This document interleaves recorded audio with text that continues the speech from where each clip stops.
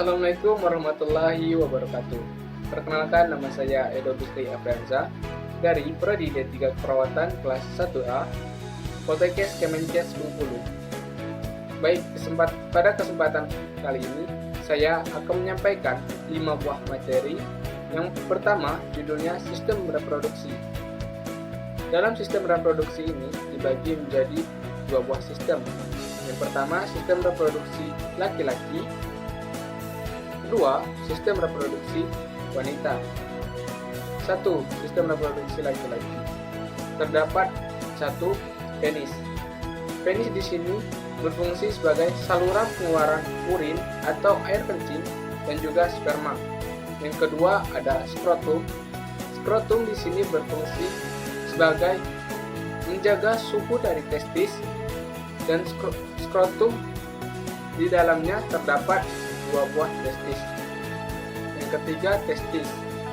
Testis di sini mempunyai fungsi sebagai memproduksi sperma dan juga hormon testosteron. Yang keempat ada epididymis. Epididymis berfungsi sebagai saluran tempat penampungan sperma sementara. Dan yang kelima ada saluran uretra yang terdapat di dalam penis dan merupakan akhir dari reproduksi yang mempunyai fungsi sebagai saluran pengeluaran urin dan juga sperma. Yang keenam ada vesicula seminaris yang merupakan kelenjar yang menghasilkan zat berisi basa, hormon prostaglandin, dan juga protein pembekuan. Yang ketujuh ada kelenjar prostat yang terletak di bawah kandung kemih yang mempunyai fungsi menghasilkan cairan yang bersifat asam. Dan yang ke-8 ada kelenjar Chopper yang menghasilkan lendir dan cairan bersifat basa yang mempunyai fungsi untuk melindungi sperma dan menetralkan asam pH yang terdapat pada urin yang masih terdapat dalam uretra. Nah, yang ke-9 itu sperma. Berikut ini gambarnya, dan terdapat 4 buah bagian dan nama-namanya. Ada sistem reproduksi wanita. Berikut merupakan gambar sederhana dari sistem reproduksi wanita beserta nama-namanya. Yang pertama itu ada vagina, adalah saluran yang menghubungkan lingkungan luar dengan rahim, sekaligus tempat mengalirnya darah, menstruasi, dan saluran keluarnya bayi. Yang kedua ada cervix, merupakan saluran rahim bagian bawah yang menyempit dan membuka ke arah vagina. Yang ketiga ada saluran telur, atau disebut juga dengan tuba fallopi atau oviduct. Terdapat sepasang antara kiri dan kanan di setiap tubuh wanita. Fungsinya itu adalah membawa sel telur dari infundibulum ke rahim. Pada saluran ini terjadi fertilisasi atau pembuahan. Nah, yang keempat ada indung telur, merupakan kumpulan sel yang disebut dengan folikel. Di dalam folikel, sel telur atau ovum dikembangkan. Folikel juga menghasilkan hormon wanita, yaitu estrogen dan prostogen. Yang kelima ada rahim, yaitu fungsinya sebagai tempat berkembangnya janin setelah dibuahi oleh sel sperma. Dinding rahim atau endometrium berperan dalam pembentukan plasenta. 6. Sel telur yang dihasilkan di indung telur disebut juga sebagai ovum. Ovum termasuk ke dalam alektikal dan mengandung butiran kontrikal dan trombosit kuning. Struktur ovum terdiri dari membran pitelin, zona pellucida, dan corona radiata. Membran pitelin adalah selaput tipis transparan yang membungkus sel telur. Sementara itu, zona pellucida adalah membran transparan tebal yang terletak di atas membran pitelin. Corona radiata adalah membran tebal keluar yang dibentuk oleh sel-sel folikel. Kista berisi cairan tempat ovum berkembang dikenal sebagai folikel gravian. Baik, kita lanjut ke materi yang kedua, yaitu jantung. Jantung merupakan organ vital yang sangat penting di dalam organ tubuh manusia. Peran jantung di sini yaitu menerima dan memompa darah ke seluruh tubuh. Setiap menitnya, jantung pada orang dewasa itu detakannya bisa mencapai 60-100 kali dalam kondisi normal. Ukuran jantung itu sedikit lebih besar dari kepala orang dewasa, tangan orang dewasa, dan beratnya itu kira-kira 200-245 gram. Nah, struktur jantung itu berada di antara paru-paru, di tengah dada, tepatnya di dada bagian kiri. Untuk lebih lanjutnya, yuk kita pahami berikut penjelasan anatomi fisiologi jantung. Baik, yang pertama itu ada perikardium. Perikardium merupakan sejenis membran serosa yang menghasilkan cairan serous untuk melumasi jantung selama berdenyut. Tujuannya berguna untuk mencegah terjadinya gesekan yang menyakitkan antara jantung dan organ sekitarnya. Yang kedua ada serambi. Serambi atau atrium merupakan bagian jantung yang terdiri dari serambi kanan dan serambi kiri. Serambi kanan berfungsi untuk menerima darah kotor dari tubuh yang dibawa oleh pembuluh darah. Sedangkan serambi kiri berfungsi untuk menerima darah bersih dari paru-paru. Serambi memiliki dinding yang tipis dan tidak berotot karena fungsinya hanya sebagai ruangan penerima darah. Yang ketiga itu ada bilik.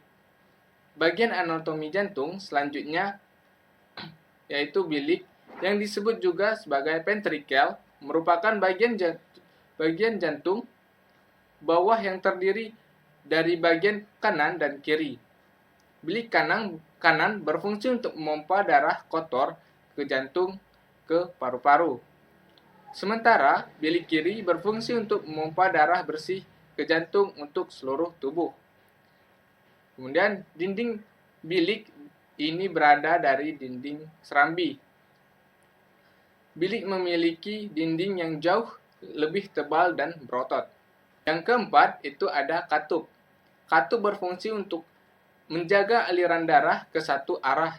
Terdapat 4 katup, yaitu katup tricuspidalis, berfungsi mengatur aliran darah antara serambi kanan dan bilik kanan. Yang kedua ada katup pulmonal, berfungsi mengatur aliran darah dari bilik kanan ke arteri pulmonaris, yang membawa darah ke paru-paru untuk mengambil oksigen. Yang ketiga ada katup mitral, berfungsi untuk mengalirkan darah yang kaya oksigen dari serambi kiri ke bilik kiri. Yang keempat ada katup aorta, berfungsi untuk membuka jalan bagi darah yang kaya oksigen untuk dilewati dari bilik kiri ke aorta. Baik, yang kelima itu ada pembuluh darah. Di sini pembuluh darah dibagi menjadi 3, yaitu arteri, berfungsi membawa darah yang kaya oksigen dari jantung ke bagian tubuh lainnya. Yang kedua ada vena, berfungsi membawa darah yang miskin oksigen dari seluruh tubuh ke jantung. Nah, yang ketiga ada kapiler. Kapiler berfungsi menghubungkan arteri terkecil dengan vena terkecil. Nah, berikut merupakan cara kerja jantung. Cara kerja jantung dalam memompa dan memasok darah tidaklah sederhana. Arterium kanan menerima darah dari seluruh tubuh melalui vena cava. yang kemudian dialirkan ke ventrikel kanan. Darah dari ventrikel kanan dipompa keluar jantung menuju ke paru-paru untuk pertukaran karbon dioksida dengan oksigen. Darah yang sudah dipenuhi oksigen kemudian dipompakan masuk ke atrium kiri, lalu ke ventrikel kiri, dan selanjutnya dialirkan ke seluruh tubuh melalui aorta.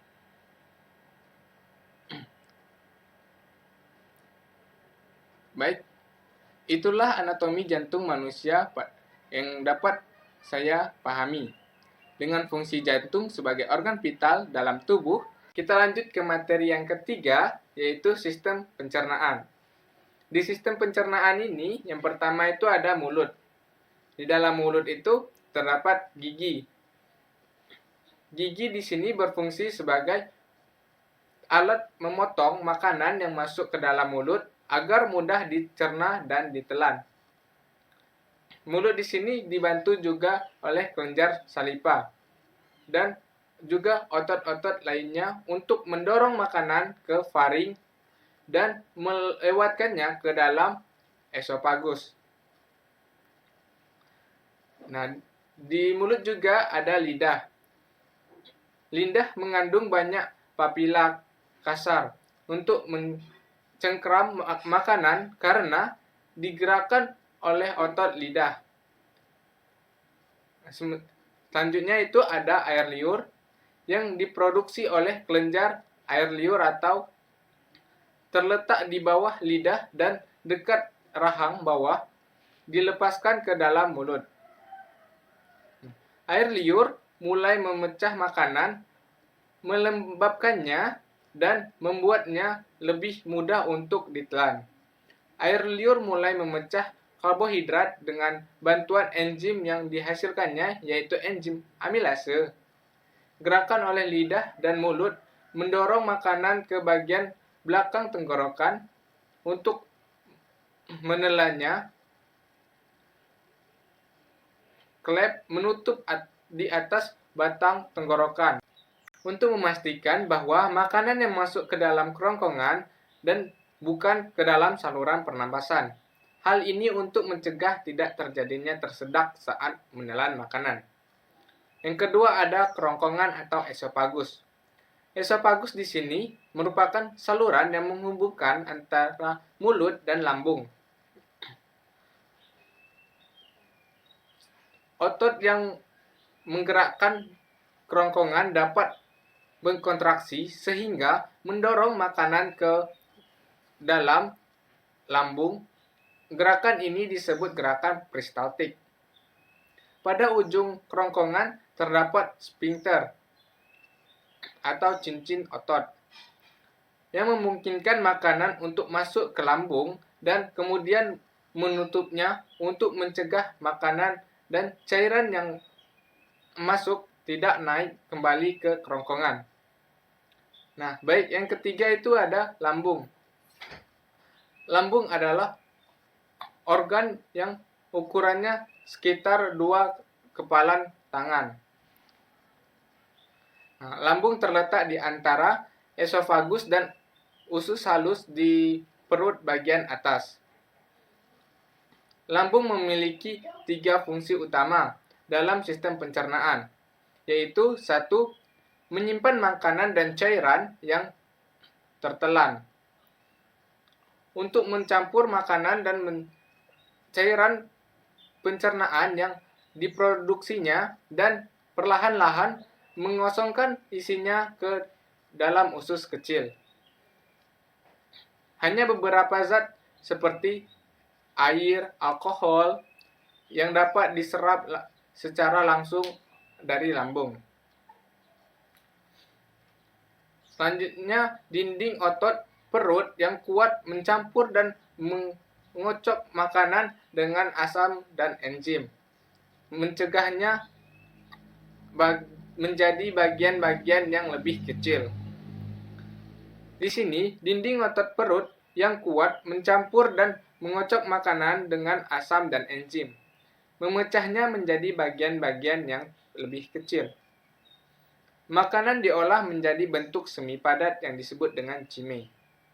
Cime perlahan dilepaskan sedikit demi sedikit untuk melalui pyloric sphincter, sebuah cincin otot antara lambung dan bagian pertama dari usus halus yang disebut duodenum. Sebagian besar makanan meninggalkan perut sehingga 4 jam setelah makan. Baik, yang keempat ada usus halus. Usus halus berbentuk lambung tipis sekitar 1 inci dengan panjang sekitar 10 meter. Usus halus terletak hanya lebih rendah daripada lambung dan memakan sebagian besar ruang di rongga perut. Seluruh usus halus digulung seperti selang dan permukaan bagian dalamnya penuh dengan banyak tonjolan dan lipatan. Lipatan ini digunakan untuk memaksimalkan pencernaan makanan dan menyerap nutrisi pada saat makanan meninggalkan usus halus. Sekitar 90% dari semua nutrisi setelah diekstraksi dari makanan yang masuk ke dalamnya. Usus halus di sini terbagi menjadi 3 bagian, yaitu duodenum, jejunum, dan ileum. Usus halus memiliki 2 fungsi penting, yaitu 1. Proses pencernaan selesai di sini oleh enzim dan zat lain yang dibuat oleh sel usus. Pankreas dan hati. Kelenjar di dinding usus mengeluarkan enzim yang memecah pati dan gula. Pankreas mengeluarkan enzim ke dalam usus kecil dan membantu pencernaan karbohidrat, lemak, dan protein. Hati menghasilkan empedu yang disimpan di kantong empedu. Empedu membantu membuat molekul lemak dapat larut sehingga dapat diserap oleh tubuh. Yang kedua itu ada usus halus menyerap nutrisi dari proses pencernaan. Dinding bagian dalam dari usus kecil ditutupi oleh jutaan pili dan mikropili. Kombinasi keduanya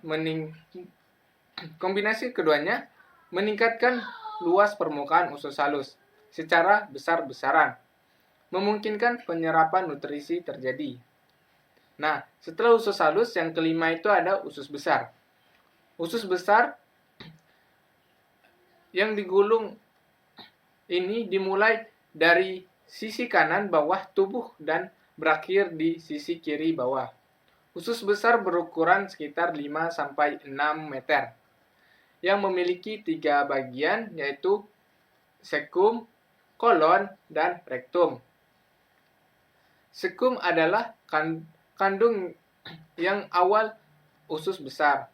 Area ini memungkinkan makanan lewat dari usus halus ke usus besar. Kolon adalah tempat cairan dan garam diserap dan memanjang dari cecum ke rektum. Bagian terakhir dari usus besar adalah rektum, yang mana kolon atau bahan limbah disimpan sebelum meninggalkan tubuh melalui anus. Fungsi utama dari usus besar adalah membuang air dan garam atau elektrolit dari bahan tidak tercerna dan membentuk limbah padat yang dapat dikeluarkan. Bakteri di usus besar membantu memecah bahan yang tidak tercerna.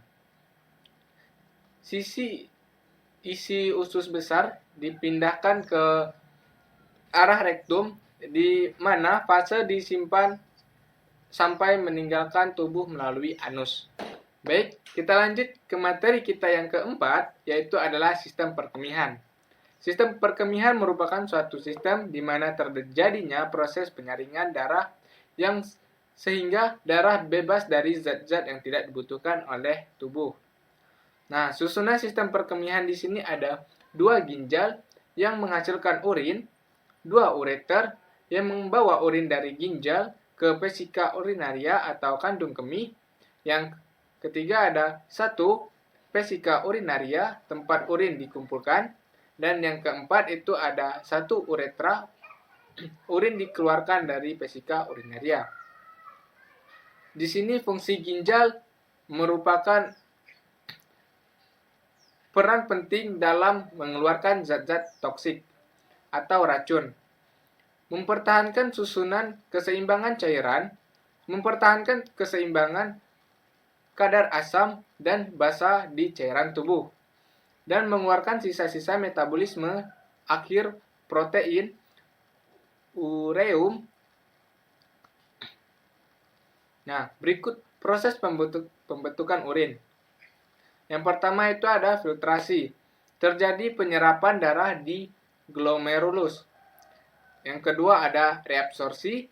Terjadi penyerapan kembali sebagian besar dari glukosa, sodium, klorida, fosfat, beberapa ion bikarbonat di tubulus proksimal. Yang ketiga ada sekresi atau pengeluaran.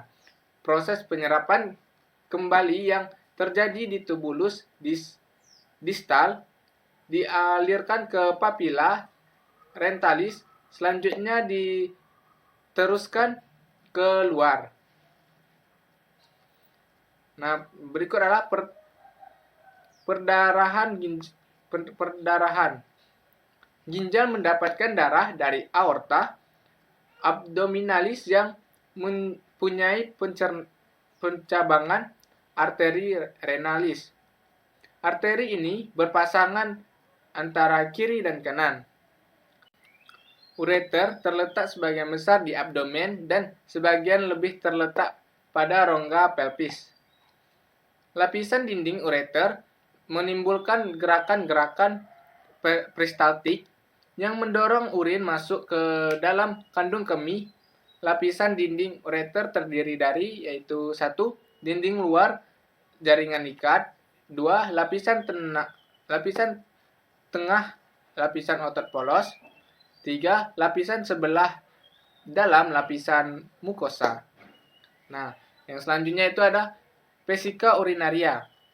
Bekerja sebagai penampung urin. Organ ini berbentuk seperti buah pir atau kendi. Letaknya di belakang simfisis pubis, di dalam rongga punggung. Vesika urinaria dapat mengembang dan mengempis seperti balon karet. Selanjutnya ada uretra. Merupakan saluran sempit yang berpangkal pada vesika urinaria yang berfungsi menyalurkan air kemih keluar.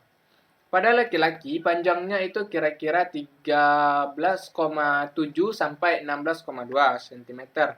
Terdiri dari 1.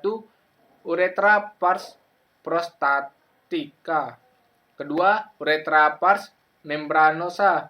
Ketiga, uretra pars spongical uretra. Pada wanita panjangnya kira-kira 3,7 sampai 6,2 cm. Sphincter uretra terletak di sebelah atas bagian vagina. Selanjutnya di sini ada urin. Sifat fisik urin, jumlah ekskresis dalam 24 jam kurang lebih itu 1500 cc.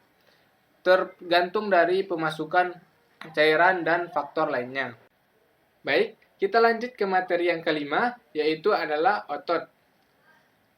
Dan tubuh manusia itu dibagi menjadi 3 otot. Yang pertama itu otot rangka atau otot lurik, yang mana struktur otot rangka, sel otot rangka berbentuk silinder, berinti banyak dan terletak di tepi, dan berukuran besar.